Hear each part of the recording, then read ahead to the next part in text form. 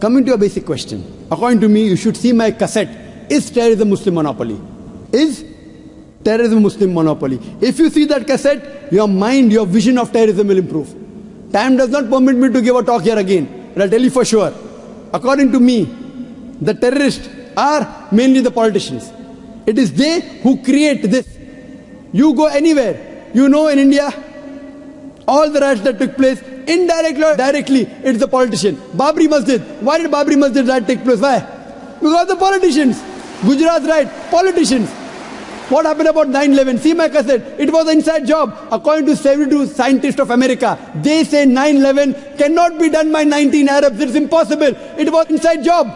72 scientists of America, not Zakir Naik. Inside job. Who did it?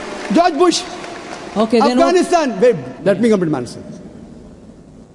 Afghanistan, thousands of people being killed. They are sending cluster bombs. Cowards there. Thousands of people. You are talking about suicide bomb? That is haram. I am not condoning it, I am condemning it. But the bigger thing to be condemned is the Americans sending their fighters in Afghanistan, killing thousands of people. In Iraq, killing thousands of people. Saddam Hussein. I am not a fan of Saddam Hussein. He has done mistakes. The people of Iraq, they were fed up of Saddam Hussein. But after America came there, they are more fed up of the American than Saddam Hussein. That does not justify, just because Saddam Hussein was bad, that does not justify America to come and take over Iraq. Why are they doing it? For the money, for the oil. What is the main interest? Is the oil. Who created Taliban?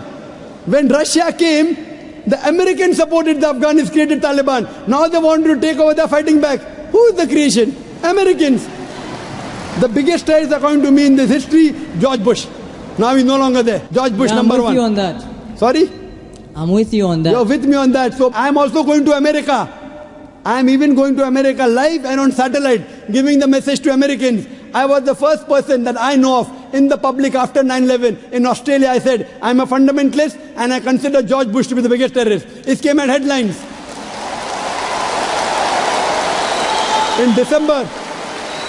In December 2001, when I gave a talk in Australia, when the Consul General asked me that what do you consider, who's a terrorist? I said George Bush number one. It came as headline, Dr. Zakir Naik calls himself a fundamentalist and considers George Bush to be terrorist number one. Now every Tom, Dick and Harry is calling him a terrorist.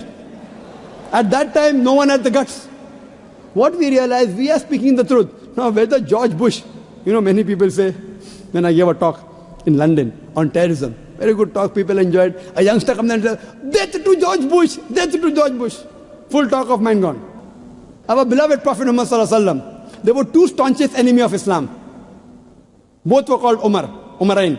The Prophet prayed to Allah that give hidayah to one of these two Umar, and Umar bin Khattab, may Allah be pleased with him, who was the second caliph of Islam. Allah gave hidayah, who was the staunchest enemy of Islam, became the staunchest supporter. Therefore I said, may Allah give hidayah to George Bush.